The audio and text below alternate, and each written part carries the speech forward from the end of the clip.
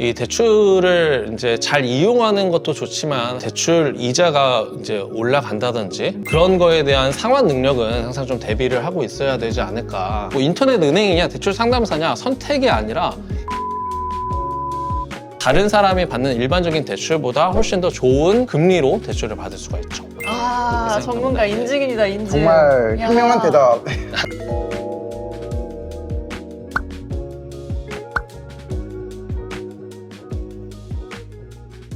우리 MG뱅커라고 하셨잖아요. 여기서 잠시 MG 검증을 좀 해야 될 것 같은데 제가 점심시간에 은행 간다는 이야기를 듣고 약간 MG가 맞으신가? 왜냐면 네. 요새 다 카뱅이 있잖아요. 카뱅에 들어가면은 내가 얼만큼 대출을 받을 수 있는지를 얘가 알아서 다 해주고 서류도 뭐 거의 낼 것도 없어. 자기가 알아서 다 하고 거의 안면인식 해가지고 이렇게 하거든요. 카뱅과 대출 상담사 둘 중에 그래도 또 추천하시는 게 있나요? 일단은 이제 인터넷 은행에서 요즘에 이제 그 처음에는 아파트 대출부터 시작해서 최근에 전세 대출까지 이렇게 대출의 영역을 넓히고 있는 거는 맞아요. 아직까지 지원하지 않는 대출들도 있고 그리고 인터넷 은행의 대출 한도가 일반 은행보다 자산 규모가 조금 작기 때문에 대출이 금방 매진되거나 하는 그런 상황도 발생을 해요. 그렇기 때문에 뭐 인터넷 은행이냐 대출 상담사냐 선택이 아니라 이 두 가지를 모두 다 알고 그 중에서 선택하는 게 가장 좋은 선택이 아닐까. 아, 그렇게 전문가 생각합니다. 인증인이다, 인증. 정말 야. 현명한 대답.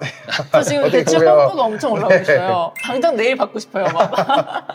근데 그러면 이제 금리는 말씀하신 대로 대출 상담사까지 통해가지고 좀 비교를 하면은 제일 좋을 것 같고요. 이런 거 외에 정부 지원을 통해가지고 좀 혜택을 받을 수 있다든지 그런 추가적으로 좀 할인받거나 혜택을 받을 수 있는 방법들도 있을까요? 일단은 정부에서 이제 정책자금 대출이라고 해서 뭐 디딤돌 대출이라든지 버팀목 대출 이런 것들이 이제 있는데요. 이런 건 이제 소득이 적거나 아니면은 신혼부부거나 그런 분들이 이제 일반적인 아파트 대출이 뭐 지금 3에서 한 5%라면은 이런 대출은 2%대의 저리로 받을 수 있는 대출들이에요. 그래서 이런 거는 이제 허그라고 네이버에 검색을 해보시면 그러니까 한국주택금융공사인데요. 네. 거기가 이제 우리나라 금융공기업이죠. 이제 그쪽에서 재원을 마련해서 대출을 해주는 건데 이제 그런 쪽에서 한번 조회를 해보고 한국주택금융공사 허그에 들어가면은 관련된 상품과 그 상품에 대해서 설명이 나와 있어요. 그래서 내가 거기에 해당이 되는지 한번 확인해 볼 수 있고 또 궁금하다고 하면은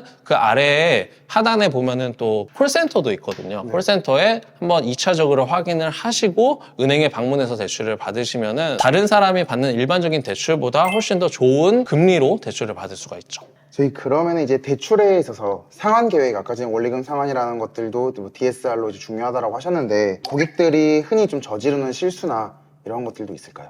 미국에서 금리를 갑자기 올리면서 우리나라 기준금리도 확 뛰어버렸잖아요. 그래서 대출 금리도 거의 2배가 됐어요. 그래서 한 2019년, 2020년 때는 그때는 이제 부동산이 없으면은 엄청난 박탈감을 이제 상대적 박탈감이 그쵸. 엄청났었죠. 이제 다주택자라고 하면 엄청나게 이제 이렇게 해주는 게 있었는데 금리가 막 올라가면서 그분들이 대출 이자를 내면은 그러니까 월세를 받아도 대출 이자로 감당이 안 되는 그런 상황이 발생하면서 엄청나게 이제 연체율이 증가하고 부동산이 경매에 넘어가고 그런 사례들이 많았어요. 그래서 말씀드리고 싶은 거는 이 대출을 이제 잘 이용하는 것도 좋지만 항상 어떤 그 대출 이자가 이제 올라간다든지 그런 거에 대한 상환 능력은 항상 좀 대비를 하고 있어야 되지 않을까 그런 생각이 좀 드네요. 그리고 저희가 대출을 받을 때 은행에서 상품 설명서랑 뭐 여기 사인하세요. 오, 그럼 동그라미 이제 연필로 쳐주시면은 솔직히 안 읽어보고 다 이제 서명만 하는 경우들이 이제 대부분인데 그럴 때 조금 설명서에서 저희가 주의 깊게 봐야 할 부분도 있을까요? 저는 딱 2가지만 보시면 될 것 같아요. 왜냐면 여러 가지를 알려드려도 기억이 안 되잖아요. 맞아요. 그래서 2가지면은 금리가 변동금리인지 고정금리인지 그리고 나머지 하나는 중도상환 수수료가 이제 몇 프로인지 이게 왜 중요하냐면은 일반적인 주담대, 주택담보대출을 받으면은 보통 30년 이렇게 길게 받으시잖아요. 30년 동안 변동금리인 게 있고 앞에 뭐 5년은 고정금리이고 나머지 뭐 25년은 변동금리이고 이제 이런 걸 혼합금리 상품이라고 하거든요. 네. 고정이랑 변동 합쳐져 있는 거. 나는 그냥 변동금리인 줄 알았는데 뭐 5년 동안 고정이 된다고 하면은 이제 앞으로는 금리가 좀 내려갈 추세잖아요.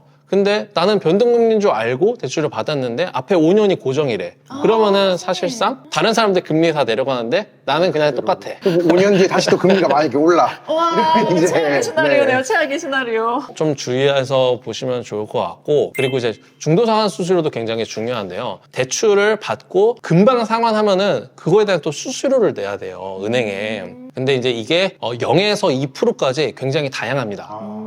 중도상환 수수료가 보통 대출 받고 최대 3년까지만 내거든요. 근데 내가 만약에 중간에 빨리 뭐 3개월이나 6개월이나 이때 상환을 해야 돼요, 만약에. 그러면은 금리가 좀 높더라도 중도상환 수수료 없는 상품이 더 날 수도 있어요. 이게 상환 계획이라든지 그런 거는 조금씩 상황에 따라 다르겠지만 내가 그 대출을 오래 쓰지 않고 금방 상환할 것 같다라고 하면은 중도상환 수수료에 대한 부분도 잘 체크하셔서 내가 중도상환 수수료 몇 프로에 이렇게 쓰는지 네. 그것도 주의하셔야 될 것 같아요. 근데 그 제가 들으면서 드는 질문이 하나 있는데요. 중도상환 수수료가 있는 이유는 은행 입장에서 이 대출 상품을 고객이 최대한 많이 길게 쓰는 게 유리하기 때문이라고 이해하면 될까요? 비슷한데요. 일단은 그 대출을 한 건을 진행을 하는 데 있어서 옛날에는 고객이 부담하는 비용이 꽤 많이 있었어요. 그러니까 대출을 한 건 진행하는데 재반 비용이 조금 많이 들거든요. 뭐 예를 들면 저당권을 설정 수수료라든지 뭐 감정평가 비용이라든지 뭐 이런 기타 수수료가 들어가는데 이런 거를 다 은행이 부담하도록 바꿨어요. 그래서 지금은 고객이 부담하는 건 인지세 이제 세금 내는 거 그건 이제 몇만 원 정도 내거든요. 그거 말고 이제 저당권 설정 수수료라든지 감정평가 비용은 모두 은행에서 부담하고 그렇기 때문에 이게 몇십에서 몇백만 원 대출이 큰 거는 몇천만 원까지도 해요. 네. 그런데 은행 입장에서 대출을 받았는데 바로 상환했어요. 그러면은 바로 손실이 나는 거죠. 그렇기 때문에 요 정도 대출 기간은 유지해 주세요 라는 그런 기본 기간이 한 중도상환 수수료 한 3년 정도다. 그렇게 이해하시면 될 것 같아요. 와, 제가 대출을 되게 어렵게 느끼고 있었는데 이렇게 전문가께서 얘기해 주시니까 뭔가 은행 입장도 막 이해를 하게 되고 그렇죠. 너무 유익한 것 같아요. 감사합니다.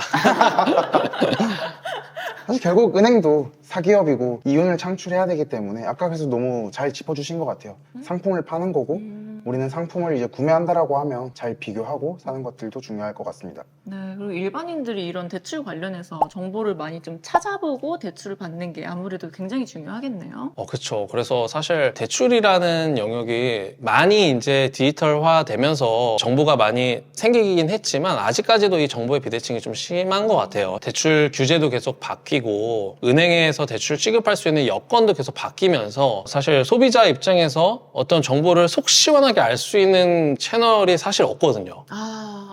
그런데 우리 붓김 유튜브 채널에서 이런 거를 사실 다뤄주시고 앞으로도 다뤄주실 예정이라고 하니 좋은 채널인 것 같습니다. 맞아요. 감사합니다. 저희가 막 대출해라 이런 게 아니라 네네. 관련된 정보를 그렇죠. 최대한 많은 분들이 아실 수 있게끔 노력하고 있습니다. 그러면 다음번에도 좀 출연해가지고 이제 대출뿐 아니라 다양한 이야기를 좀 이제 사업에 MG 관련된. 뱅커님께 네네.